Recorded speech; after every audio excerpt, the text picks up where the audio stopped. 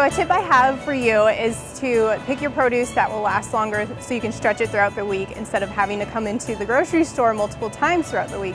One of the things that I like to do is always pick from the back or to get the freshest produce. I also like to inspect my produce for anything like bumps, bruises, or mold. Those things obviously you do not want to get.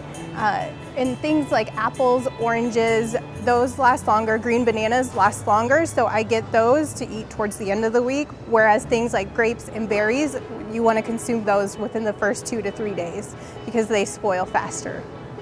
Seasonal produce is generally less expensive than other produce. You want to keep an eye for the sales.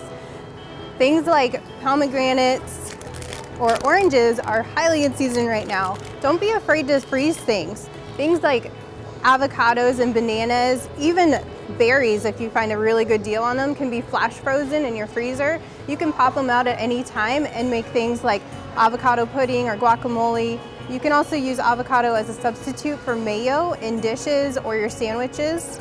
Bananas you can actually use in your smoothies or put blended up into an ice cream, which you can add in toppings like little chocolate crackers or mini chips or anything like that. Put some cinnamon in it. Kids really love it, and it really cuts down on the saturated fat. Holiday grapes is another great option to get. Not only is it a quick snack on the go, but you can freeze it actually, and it's a good nice treat for the kids. My kids love frozen grapes. Just pick them off of the stem, put them in a Ziploc bag, and freeze it. Sometimes I like to add a little extra water to get more of a crystallization around it.